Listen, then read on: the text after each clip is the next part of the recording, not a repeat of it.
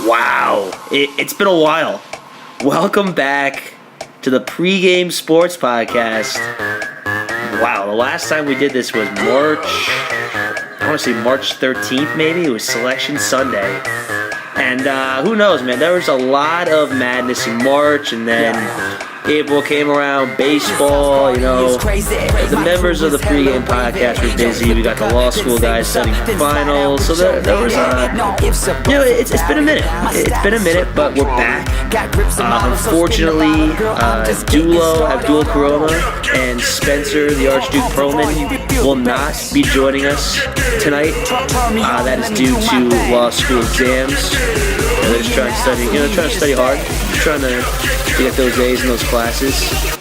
When guys like me and Tambor, and hopefully we won't ever be in legal problems, but if we are, we have them to sort of get us through that. But as always, joining me via cell phone is the mayor himself, Mr. Josh Tambor, aka Bor.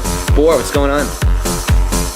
I can't believe that we're finally back. It's so good. It's so good to be back, and I'm sure our listeners have been salivating and chomping at the bit at the great show that we have. So, psych me up, baby. I mean, there's so much to talk about, right? I mean, God, what a great sports week. You got Pacquiao Mayweather on Saturday. Are you kidding me?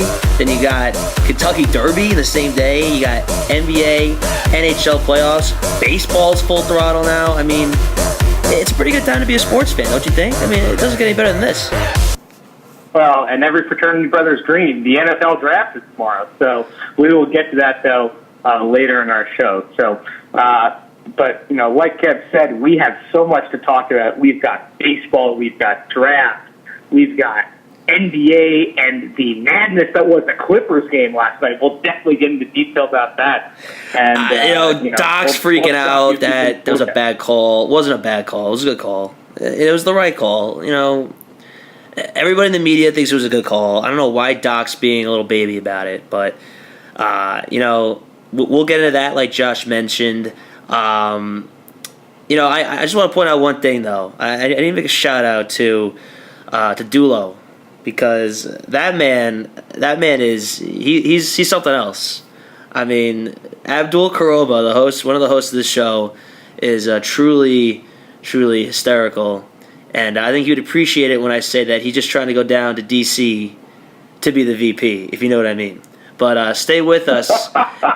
Stay with us. We have a lot more to talk about. Man your battle station. The enemy's armed for battle. H4. It's electronic talking battleship. Patrol boat. 10. With real battle sound. Carrier. 10. First to sink his enemy sleep. Win. Battleship. Sun. Battleship and electronic talking battleship from Milton Bradley. Well, we can't start off a show on April 29th without some baseball talk. Baseball is in full swing, no pun intended. And I can tell you that 3 members who are baseball fans of this podcast, myself, Bor, and Dullo, did attend the first of 6 Subway Series games this season, last Friday night at the stadium in the Bronx. I was outnumbered. Dullo and Bor, as our listeners know, are Yankee fans. I'm the lone loser, I guess. I'm a Met fan, although not losers this year yet. But let's just say it was brutal. Well, first off, it was cold for God's sake, it was freaking freezing out there. We were in right field, and the wind just seemed to be blowing our way the whole game, which is fine. I'm cool with that. What I wasn't cool with is that I'm telling you, the only reason why Teixeira hit 2 homers that game is because of that damn wind. Call me a sore loser. Call me a sore loser, but the wind helped. Even you admitted it, Tambor. We were in the wind tunnel, but you're just salty about it. No, let's get to the heart of it. The Yankees and Mets are making baseball in New York exciting again. The Mets, best record in baseball. I don't think any Mets fan would have called that through 20 games, and they're Absolutely doing it. Not. Mostly with their pitching, which is what they were known for. You've got Bartolo Colon, a.k.a. Winnie the Pooh. You got the Dark Knight and Mac Harvey. You got Jacob deGrom, who, by the way, they're having Jacob deGrom Garden Gnome night at Citi Field on Saturday. I mean, really? Giving away a Garden Gnome? Hey, you know what? If I was a gardener, I would really appreciate that. I'm not a gardener, but if you're a Met fan and you're a gardener, you gotta love that. So, moms, listen up. If you want a nice garden gnome, Jacob deGrom Garden Gnome night on Saturday at the stadium. It's a Mother's Day gift for everybody. So I think the Mets are doing it with pitching. I'm interested to see where the bats are. Guys like Daniel Murphy, who's been, at this point, terrible for the Although first 20 games he of the did season. come through huge in Miami the other night. He did. They were down He did. 1-0. He hit that bomb in right center. But you're right. He's the guy who needs to step up at that. No question about it. Yeah, you're going to get home run production out of Lucas Duda. You'll get solid production out of Lagares. The question for them is, can they stay healthy and that. The Yankees, meanwhile, defying the test of time. Hitting surprisingly well. The pitching has been great. The 8th and 9th inning has been lights out, although tough loss in the 13th today to the Rays on a getaway day. My big concern for the Yankees are, one, can they stay healthy? Two, their middle infield is atrocious between Steven Drew and Didi Gregorius. Wait, that same Didi Gregorius that stole third base with 2 outs on first and second on opening day, meanwhile. Continue. Yeah, so Gregorius, I believe, actually leads the American League among shortstops in errors. He's garbage. Garbage. Disappointing to see that. And, of course, the biggest news coming out of New York, as I'm sure you saw, Masahiro Tanaka going to the disabled list for a month. So, Kev, I asked you at the beginning of the season, over-under is June 15th. Are you over or under that he's getting shut down for the year? I'm under. They should have shut him down. They should have shut him down after opening day. I'll tell you why. He did. Yes, has he pitched well since opening day? Absolutely. But it's clear this guy needs Tommy John, 1. And 2, the reason why he's on the DL isn't even because of his Tommy John issue. It's his wrist. This guy's hurt. Shut him down. I'm not even a Yankee fan. I want this guy shut down. And here's what you do. I'm about to say Brian Staffman. Brian Staffman is a good friend of mine from high school. If I'm Brian Cashman, if Brian Cashman is smart, he calls up Philadelphia in about 2 weeks and says, hey, Philly, give me Hamels. I'll pay the rest of his contract, which is not cheap. And maybe I'll throw in, a prospect or two. Hamels can still pitch. He's a southpaw. Yankee Stadium. You kidding me? If you're the Yankees, you got to go for Hamels now. Yeah, that's definitely an option. I'm sure Cashman's looking at it. But listen, I think the Yankees may actually take the opportunity here of letting some of their young guns pitch. They may try to just let their guys throw. So it'll be interesting to see that coming around. Obviously, our weekend schedule, we have the Yankees are going to Beantown. They'll play huge series, huge, and then home against Baltimore. We'll touch on Baltimore in just a second and the things that are going on there to divest from sports. The Mets this weekend, very important series as well. They're home against Washington, who in my mind is still the team to beat. Baltimore next, and then at Philadelphia, always heated. So Mets and Yankees, as baseball kicks into full swing in the next couple months, this will really be the testing ground. April is a good barometer for them to get started, but let's see if those teams can come through. You know what's funny though? You know what's funny though, and I was one to obviously I tend to hate on the Yankees. I respect them, but I'm not gonna lie. Whenever the Yankees lose, I'm not upset about it. But when they started off the season 3-6, and I think every Yankee fan will admit to this, everybody was in panic mode. Oh my gosh, what are we gonna do? Joe Girardi, is he the right guy? What are we gonna do about Tanaka? What's CC doing? We're paying too much money. Everybody was freaking out, and then all of a sudden, you go to Detroit, who at the time I believe was 11-1, or maybe 9-1. I don't remember. They were probably the best record in baseball at the time. It was about 2 weeks ago. You take 3 out of 4 in a very snowy series in Michigan.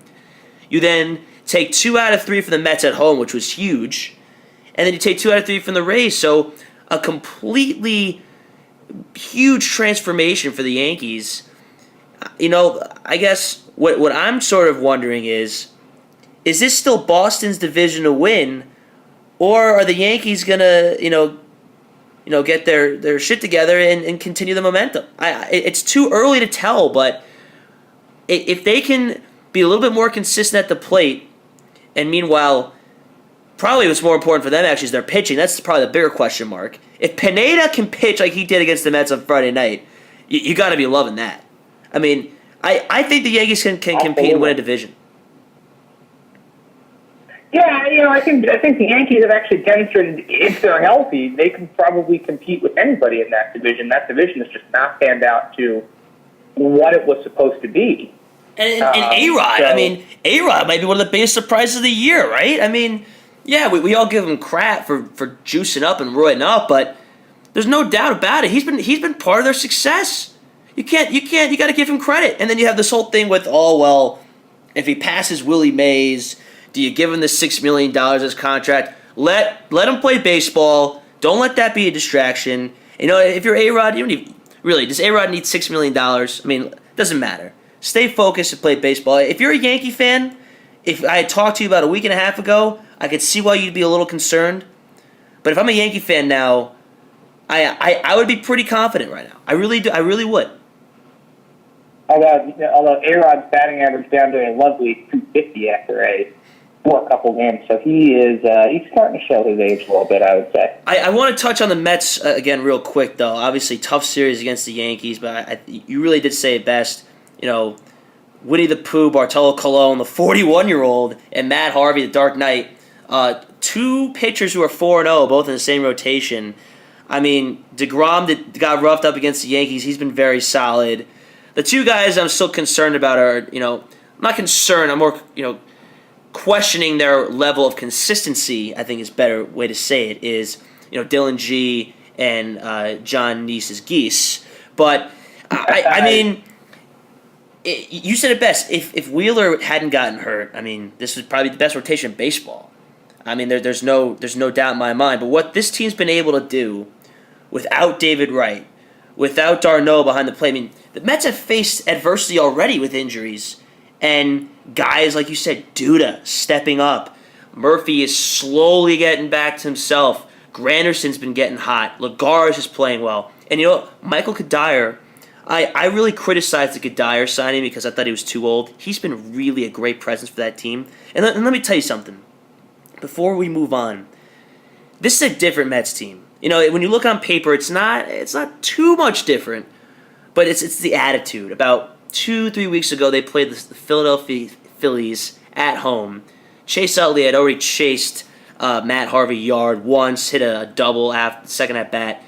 Dan Warthen, a pitching coach, goes up to Harvey and basically says, "You got to walk this guy." Instead, he beams Utley, which was like, as a Met fan, is like the greatest thing of all time because who likes the Phillies? You gotta love that. I mean, that's what I'm saying. Though. This is an attitude. This Mets team, it's been since probably 2006 since everybody in that clubhouse truly thinks that every time they take the diamond, they're going to win. And they're going to do whatever it takes to win. And when he did that, I knew right then and there this is going to be a different team. Granted, it's early. For all we know, we could be talking 2 months from now, and they could be in last place. But you got to love this attitude change in that clubhouse. And I think it starts with guys like Harvey and Bartolo. Let's before we move on to the NFL draft, want to touch quickly on the Orioles and Chicago White Sox game today, which the Orioles blew them out. It was 8-2, but very strange, empty stadium. This just goes more beyond sports. Obviously, the riots out there, but do you think the Major League Baseball front office made the right decision in letting them play in front of an empty stadium today? I think they're trying to preserve the integrity of the game. They have a schedule to keep, and so I can respect Commissioner Manfred, for doing his job. I actually thought Chris Davis handled it best. I don't know if you saw this. For fans who didn't have a chance to, Chris Davis actually, after one of the innings, tossed the ball into the empty stands, sort of, making sort of what was a very heavy-hearted moment into a little bit of a lighter one. So I think Major League Baseball did the right thing. You obviously have to be concerned for the players, the fans, and the safety of everybody out there, especially as Baltimore goes through some tumultuous times. So I think Commissioner Manfred did the right thing, especially after canceling 2 days.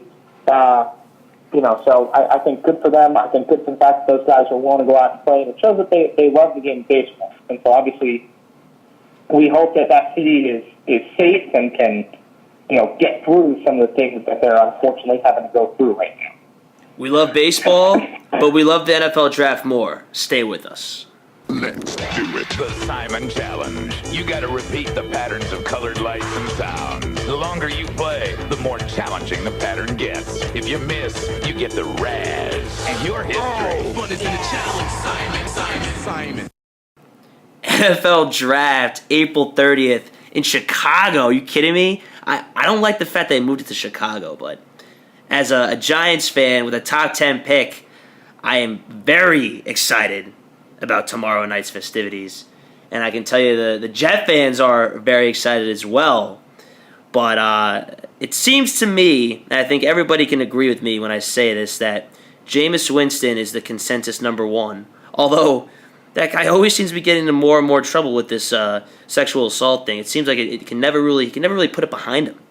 And I don't think the Bucs are thrilled that he had ESPN following him for that NFL draft series that they've been doing on ESPN. But nevertheless, Bohr, let's talk about it. What's really been besides Winston going number one? What would you say is the consensus? Let's call it top 10 for tomorrow's draft. So I think there's probably a couple guys and a couple names that fans should look out for. You've obviously got Jameis Winston.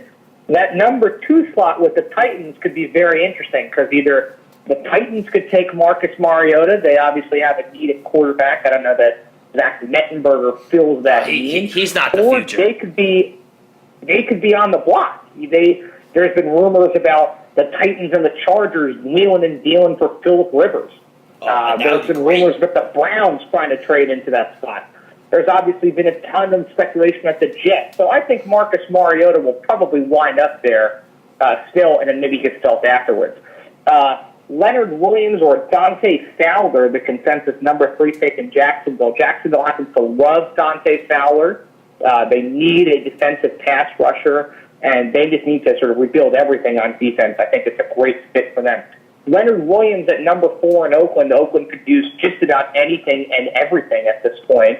So, they're garbage. Again, happy to see that Oakland actually putting some defensive presence in mind here.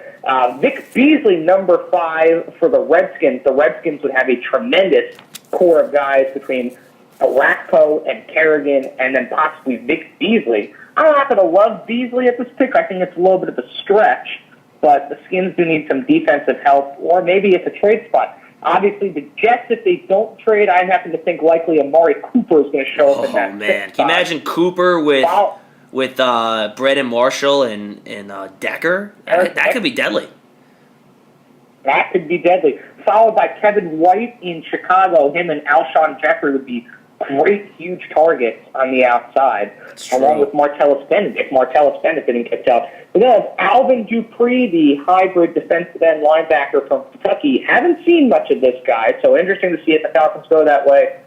Our local New York Giants. The Giants have obviously had a variety of things swirling around. There's been speculation they take Todd Gurley. There's speculation that they go linebacker. To me, if you're a Giants fan, don't be stupid. Take the consensus pick. Go offensive line. I couldn't agree with you more. Here surfacing, but Andrus Peat wouldn't surprise me as well. And rounding out the top 10, there's my guy, Andrus Peat. So a good mix of offensive and defensive line help. For the Giants, Kev, what do you see them needing most? We've obviously talked about offensive linemen, but don't forget, they lost Antrell Roll to free agency. That linebacking core was one of the worst in the NFL last year on stopping the run. Hopefully John Beeson gets back healthy. Well, according to John Beeson, he's when he's healthy, he's one of the most elite linebackers. That's what he says. We'll have to see if he can actually prove himself. But that's a lot of it's a lot to say when you've been basically injured for a decent amount of last season. But I really do. I feel very strongly about this, Bohr, and I really do want them to take an offensive lineman with that first pick. I know, obviously, Reese has always been one to do best player available, which obviously paid off with ODB last year. But I think the kid from Iowa would be a safe, helpful pick. But and obviously I'm biased because you and I are Canes, but I'm not the only one that thinks this. I read reports that Dan Graziano thinks that the Giants are going to take our boy Eric Flowers from the U. I think it'd be great to have another Kane on the Giants, obviously, but there's no doubt in my mind that they need to take an offensive lineman. It was atrocious last year. I mean, that would be one of the big missing pieces of the puzzle, and that's offensive line. I think if we can address that in the first round, that would be very ideal. But I do want to mention this, and the likelihood of this happening is probably 0.0001%, but you never know, right? Let's say there's some crazy trades. Let's say there's some crazy trades. Guys are going sooner than they thought. Teams are really going with need rather than best player available. Let's just say, hypothetically, and folks, don't call me crazy here because I know it's not going to happen, but if Amari Cooper were to fall to 9, right? Let's just say for some weird reason he falls to 9. Do you take Amari Cooper? Or do you say, you know what, we really need offensive linemen? You see what I'm saying? Like, if there's some weird scenario where a stud offensive player is available, do you go with it? Or do you take the safe pick? No, because, the Giants have run into this issue again. Like I said, if you watch a down of Giants football, you would know that the offensive line was the biggest gaping part of the problem. I mean, there's no doubt in my mind they would help right away. I mean, that would be the safest pick, and I hope that's the case. But you never know. Jerry Reese has never gone with the need. He's always gone with the best player available. So why would he stop now? You know what I mean? You never know what he's going to do. Jerry Reese also has never traded. I can't remember the last time. I can't remember the last time Jerry Reese has made a trade, either up or down. So I think the Giants will sort of stay put. So all this Browns trade, you don't think that's happening? You don't think that's going to happen? No, I think the Browns are going to try to move into that number 2 spot. The rumor I read today was the Browns moving the 12th and the 19th pick, which they hold, to get to that number 2 spot. We already talked about Phillip Rivers being on the block. Apparently, Muhammad Wilkerson from the Jets possibly on the block as well for trade deadline, as well as Martellus Bennett, because the Bears don't want to re-sign him. So there's definitely a lot of moving parts and pieces on the trading block, which we know makes the NFL draft interesting. Although, let's shift gears for a second, and you and I have done this now for the last 3 years. Let's talk about the best reason to watch the first draft, the NFL draft drinking game. Get your pens ready, boys and girls. This is going to make your night on Thursday night, and if you do it right, it's a great time. So take us through this, Kev.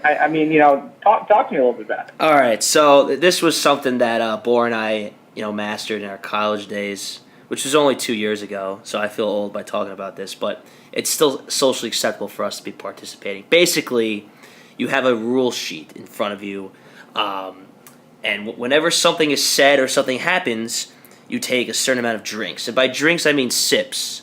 So, for example, and Tambor's going to read off the rules in a second, but if Mel Kiper starts, touching his hair, because he's got that slick hair going to the side, or if he says, oh, this guy has huge upside, you take 1 drink. Or if Chris Berman makes up some random nickname for a guy he's never heard of, you finish your drink. Or if Tom Brady is referenced for being drafted in the 6th round, you take 3 drinks, I believe. The rules are online, but the point is, whenever a certain scenario happens, you drink, and trust me, these scenarios do happen. If there's a draft day trade, I think it's 3. If a guy from Alabama gets drafted, you take a sip. Point I'm saying is, don't take 1 shot per one, because then you're going to die, and I don't want to be liable for that.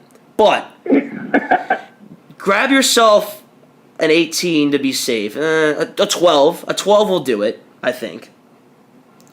Or 12 should do. A 12 should do it. And you take a drink for every time certain scenarios happen. We wanted to... So you Google NFL Draft Drinking Game 2015. Lost Letterman has the rules. And I think it's a good rule book to go by. But I wanted to add a few things of my own. Because we're Canes, and this year we're going to have a lot of Canes. I wanted to talk about this, but we could possibly have Flowers, Dorsett, and Pearlman go in the first 2 rounds, along with, obviously, Duke Johnson and Clive Wofford. Those guys could go 1st through 3rd rounds. It's very possible. Anytime a Cane gets drafted, I say finish your drink. It's a celebratory cause. It's deserving of it. Also, most of you probably have read that ESPN reporter Britt McHenry, she recently was suspended for, let's just say she went off on a parking attendant. And I don't blame her for being mad, getting her... Before you go into that, I think Britt McHenry is going to deserve... We're going to start doing this on the podcast now. I decided this now. Britt McHenry is the honorary winner of our Or Oh yeah, she's just been absolutely. I mean, I don't blame her for being mad, but she had no right saying the stuff she did, and she deserved to be suspended. But she is coming back for the NFL draft, so every time her face comes on the screen, you're gonna have to take at least 3 drinks. I think that's acceptable. I'm with you. I mean, that's gonna be awkward for her. People are gonna be like, "Oh wait, that's the chick that basically cussed out that woman on TV." But regardless, it's a fun game. If you do it right, you're going to have a lot of fun. Be safe, obviously. And if you're working the next day, keep that in mind. But it definitely makes for a very entertaining draft, considering that there's a lot of time, Elon, between each pick, and guys are constantly saying things. So you got to pay attention. It helps you pay. I mean, it's tough to pay attention when you're X amount of drinks deep. But regardless, it's definitely a fun time. Tambor and I've done it in the past, and I can tell you it's phenomenal. It's great. So I highly recommend, if you're into it, the NFL Draft drinking game. Tambor really was the pioneer. He's the one that introduced me to it.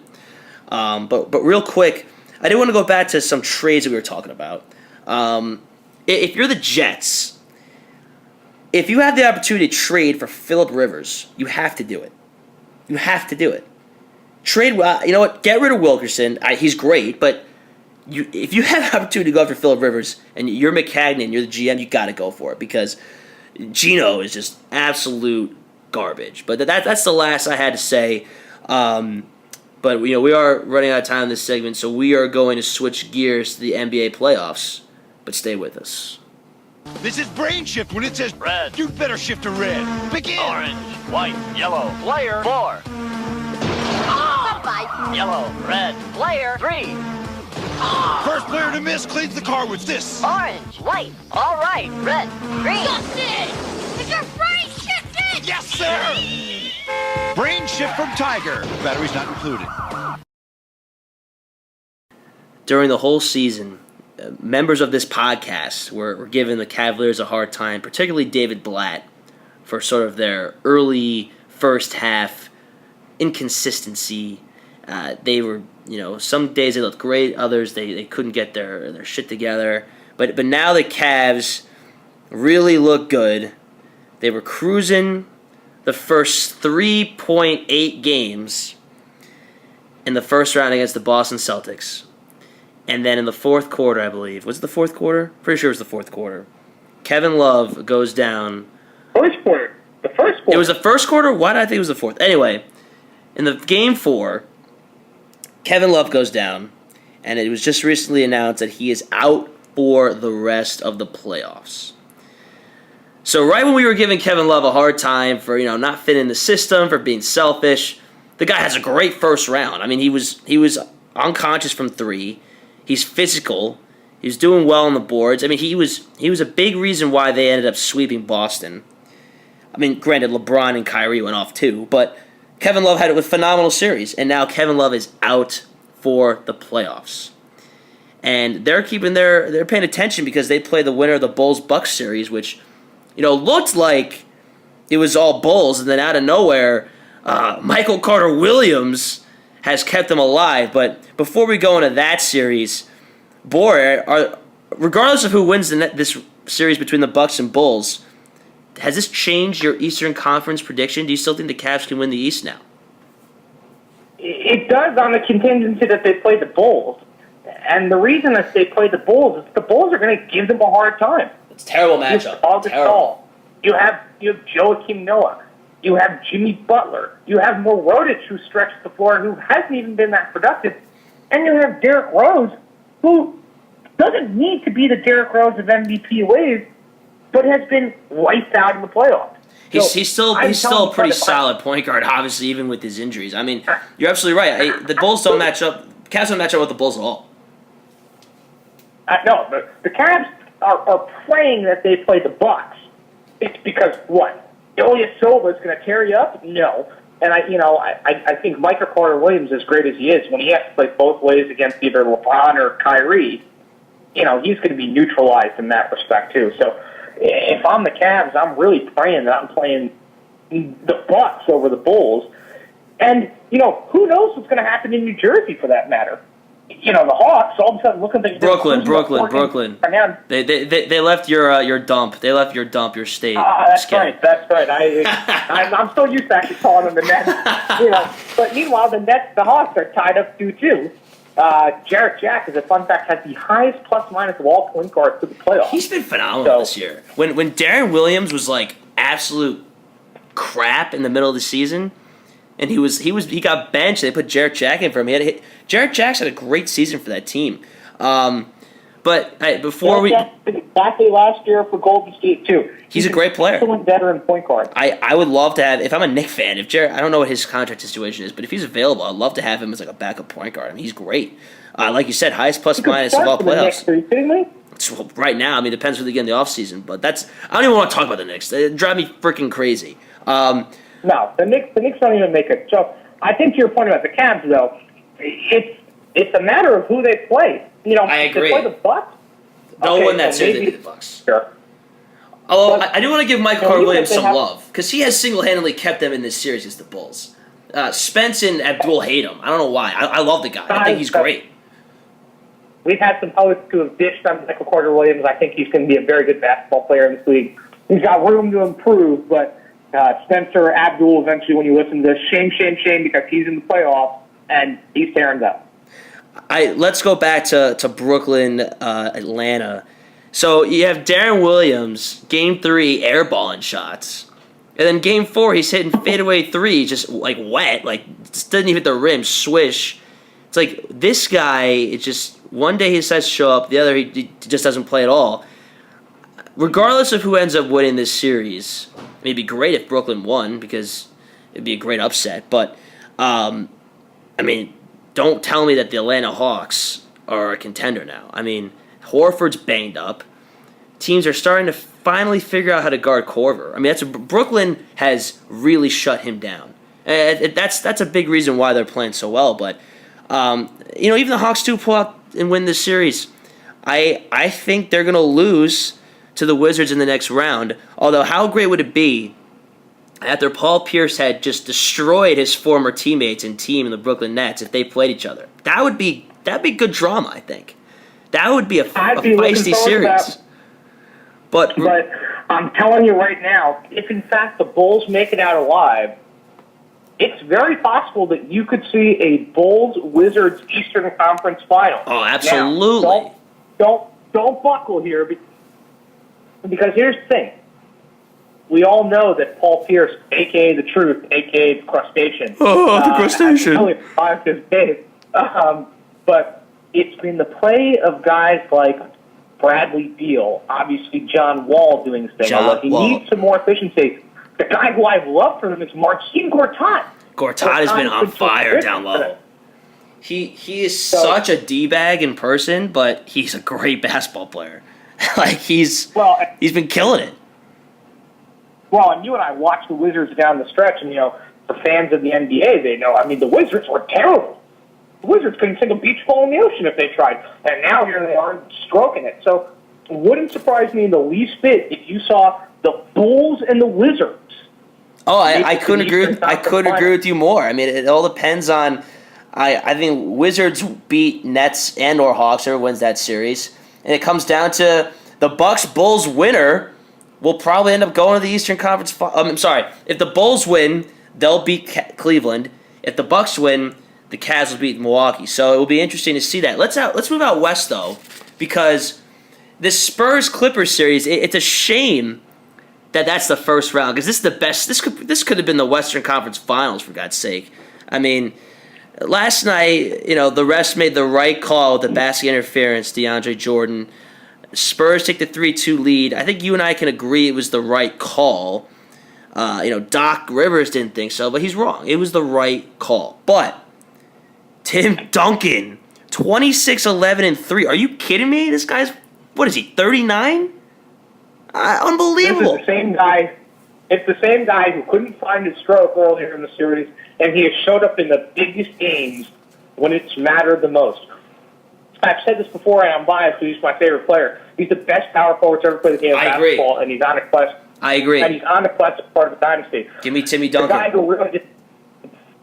The guy who disappointed me last night in the fourth quarter, Blake Griffin, after terrible. a tremendous goes 1 for 9 in the fourth quarter. You're not going to win games. 1 for 9 at crunch time. Tim Duncan's been doing quite a good job on Blake Griffin for a guy who's much more athletic than Blake Griffin. Tim Duncan's really done a great job on him defensively, and I'm loving this hack of Jordan, by the way. I'm loving that. I love the hack of Jordan. I think it's hilarious. I mean, that guy can't hit a free throw to save his life. Watch out for Houston. Last night he talked to close it out last night. I mean, similar issue. Shot 46%, I think, from the free throw line. So that would be interesting to watch. I have to tell you, though, Kev, the team I'm most disappointed with is the Blazers. The Blazers, come in looking so sharp. The Grizzlies are so bad down the stretch in the West. And it takes Damian Lillard to finally show up and, by the act of God, score 35 points to save them from a clean sweep. The guy who's been the most disappointing is LaMarcus Aldridge, who, for a guy who's been the marquee. He's not going to be there next year. But he's not even playing well in his farewell for them. No. I want to shout out to Spencer. Spence comes up to me before the series started. He says the best player on the losing team of that series will be a New York Knick. And I think he makes a good point. I don't think the Grizzlies are going to lose, but if the Grizzlies were to lose, you could see Marc Gasol going. Or you could see LaMarcus Aldridge maybe being a New York Knick. I wouldn't complain about that. But you had mentioned this to me. Dallas thinks he'd be a good fit in their system. And San Antonio thinks him and Kawhi Leonard could be the future. Which, imagine LaMarcus. So let's say Tim Duncan finally calls it quits in the next year or two, right? Oh, don't worry. You got LaMarcus Aldridge taking his spot. Can you imagine that?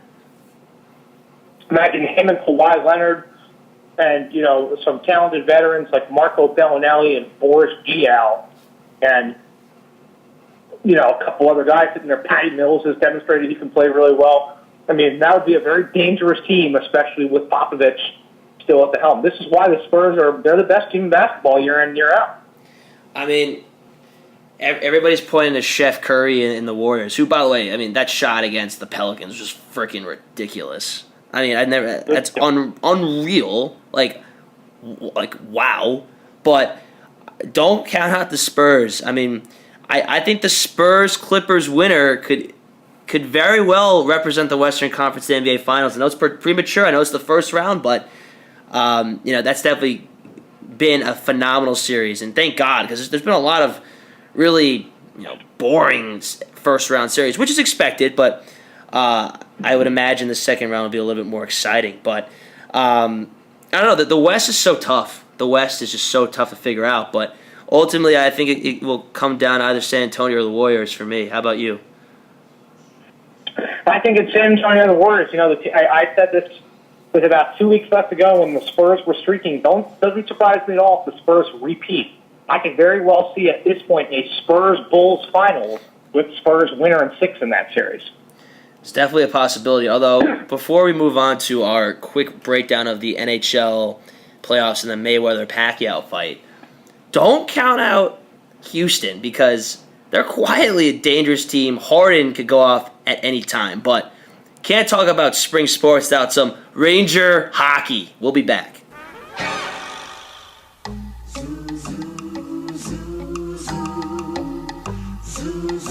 New Flavor Wave from Fruit by the Foot gives you wave after wave of intense fruity taste. When it gets bluer, you're hit with more Ocean Punch flavor. My turn!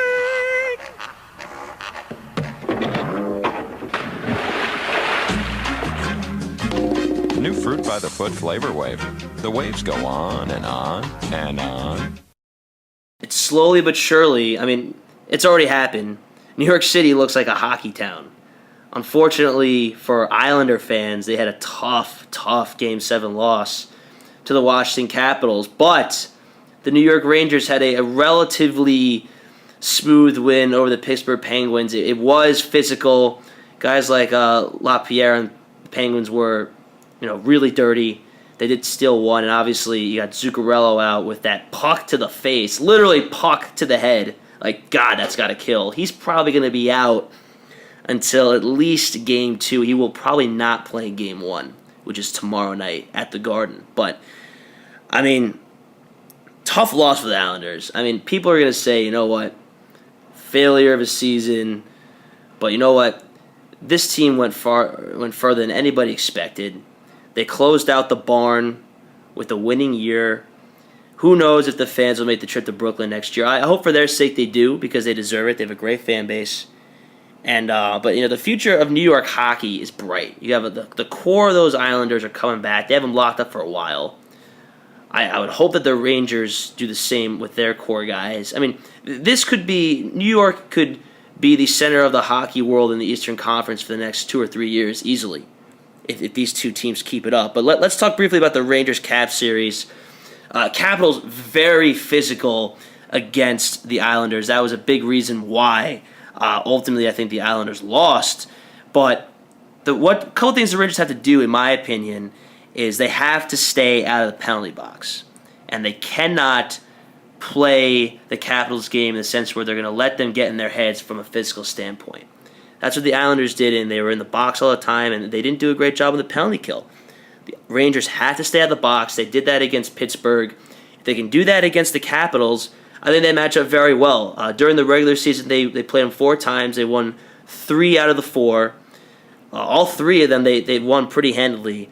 Obviously, you got to look out for guys like Ovechkin and their young core group, but ultimately, if you're the Rangers, I mean, yes, Zuccarello's out, but for at least game 1. But guys like Kreider have stepped up. Obviously, Henrik Lundqvist's been very solid. This is a great team on the power play. If Washington keeps up, those guys are going to go to the box, and the Rangers will definitely capitalize on the power play. So I am biased. I'm a Ranger fan, but boy, I think it's pretty reasonable to think that the Rangers can move on to the next round. Not knowing enough about hockey at this point, I've watched the Rangers a little bit. They looked very solid in each game that they played. So I know the Islanders are a physical team. They're a tough team. I know Nicholas Backstrom's a guy who could definitely give Ovechkin some support. But so just from a general hockey fan's perspective, I think it should be a good, tough series, which is what general fans like me look for in playoff hockey. I would just love to see like Kreider or when Zook gets healthy or just anybody just to freaking destroy Ovechkin in the corner and just nail him. I cannot stand him. He's a dirty player. He has had quite a career against the Rangers. He always tends to do well against them. But I do think that if Rangers play hockey, my colleague and friend Justin Vanieri, big Ranger fan, former hockey player, I asked him, what do the Rangers got to do? He said, just got to play their game. They match up well against the Capitals. The Rangers should win this series.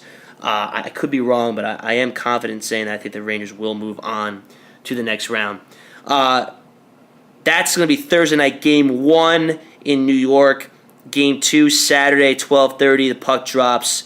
That's part of a great day in sports, because later that day we got the Derby, the Kentucky Derby, the 141st running of the Kentucky Derby, along with what we've all been waiting for the past, 5 or 6 years in the Mayweather-Pacquiao fight. Let's start with that boxing match. I can't say I can really add much value in terms of breaking down a boxing match, but I'm excited to watch it. You and I are going to be watching at Bro J's. It's probably the cheapest place to watch it, $10 cover for those of you who are interested. And I don't know, I think Mayweather's probably the better boxer from what I've read, but he's just such a hothead. He's constantly just like bloating and stuff.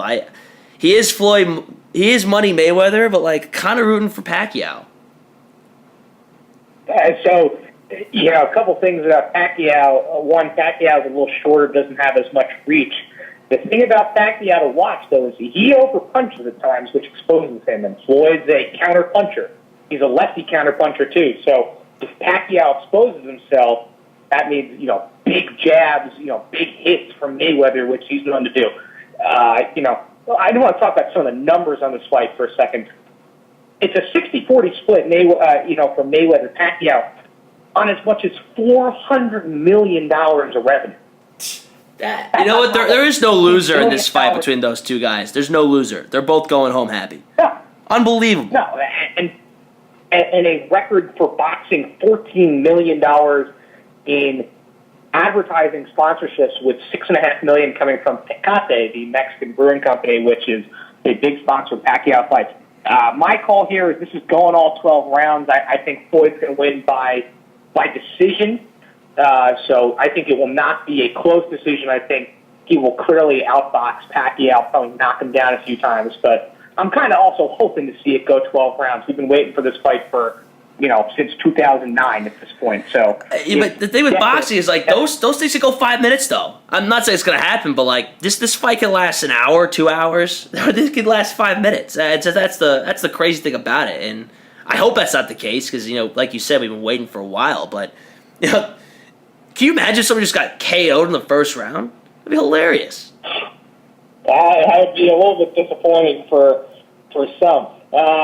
Like I said, though, we're actually going to give you the full drawing here for the Kentucky Derby for those of you who are horse racing fans.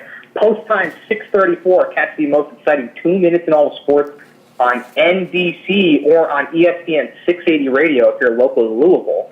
The first spot, and some of these names are just great. You'll get a kick out of it, Kev. The first horse out of the first slot, Ocho at 50-1 odds. Give me that one. I like that one. I like the name. At Carpe Diem in the 2 slot with 8-1 odds. I like that. Materiality in the 3 slot with 12-1 odds. Ken Sender in the 4 slot with 30-1 odds. Another great name coming up, Danzig Mood, 30-1 odds in the 5 slot.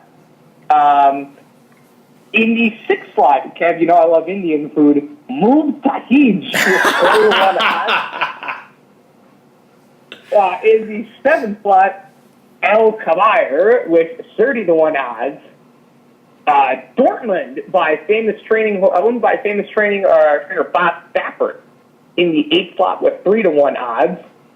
Dullo, not Ebola, in the 9th slot with 30-1 odds. Can you imagine? Sorry, that's not a laughing. That's not a laughing matter. Get away from that one. Yeah, I'm not. It's not a laughing matter. I apologize, but that'd be a horse to steer clear of. Firing Line in the 10 squad. I like that name with 12-1 odds. Stanford, a shout out to my stepmom's alma mater in the 11th slot at 30-1 odds. This horse is named Stanford. Stanford. Wow. Okay. International Star in the 12th slot with 20-1 odds this morning.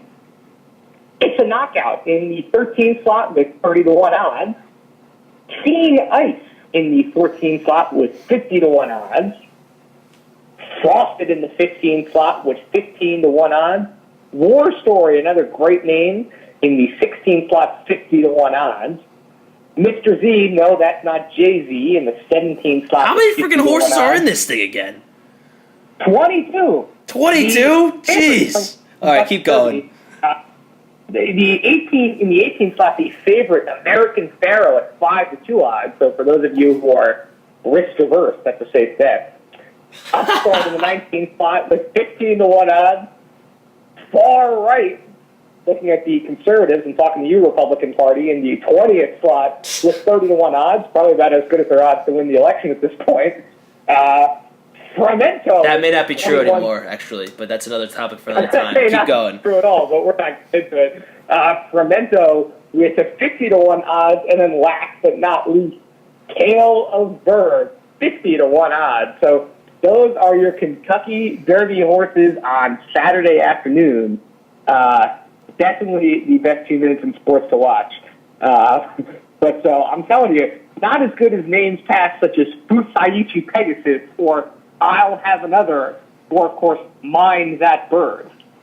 I just give me Ocho. I like that name. I honestly, I don't know. What's the strategy here? You take the horse that they're. I mean, I have no idea. I cannot add any value to this other than watch it because it's cool. I'm not a gambling man. I'm not a gambling man either. But like from you place like a buck or two on each horse, and then you just go bananas. Right, but like, how do you analyze this race? Right, like. Like we're talking about the NBA playoffs and NHL, and MLB, and NFL draft, like providing our insight. I cannot provide any insight on this other than like whichever horse is roided up the most. Maybe I don't know. I mean, American Pharaoh's 5-2, folks. So if you're a gambling man, the state's set on 5-2. Or you could take Kevin and I's favorite horse, Ocho, Ocho, Ocho. I'll tell you what, we'll post on our Twitter, and if you guys tweet us this week, we will actually drop a bet on the horse with the most tweets. Yes, I like that. We will post on Twitter after the show. If there's a single tweet, I'll put money on it because I doubt anybody's going to tweet at us. But if somebody does, I will. I will absolutely do that.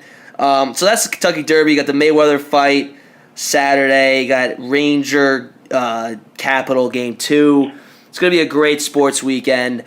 Stay with us real quick. We're going to change it up from our personality segment to just the shout-out segment. Stay with us for the last one. We're back. So, like we mentioned at the beginning of the show, it's been a while since our last episode, so we figured we'd change some things up a little bit. We're going to go from our personality segment to our shout-out segment. Essentially the same concept, but we're not going to be talking from the perspective of the actual athlete. So, Tambor, why don't you lead us off? Who are you going to make a shout-out to? So I want to shout out to NFL prospect Lael Collins, who's the offensive tackle out of LSU. This man doing a commendable thing. Was supposed to be at the NFL draft in Chicago in the green room on Thursday. Instead, he has flown back to Louisiana to actually go and willingly speak to police. Unfortunately, a murder of a young woman who was pregnant there, who Mr. Collins apparently know and would like to help them solve the investigation. Also, interesting ties, apparently, the child who was delivered successfully, unfortunately, without the mom, in terrible, terrible news, and we send our condolences out, may be that of Mr. Collins. So, obviously, very commendable leaving what could be one of the biggest nights of this young man's life to obviously go help and, solve what is really a tragedy in somebody else's. So, and, you often lose sight of some of the great things that athletes, both professional and amateur, do. And this is something great. So we, here at the Pregame podcast, we truly shout out and commend to that. No, I agree with you. I think that a lot of guys would probably lose sight, like you said, it's the biggest day of his life probably, and the fact that he's doing the right thing, definitely worthy of a shout out. Good call on that one, Tambor. I'm going to give a quick shout out to somebody who actually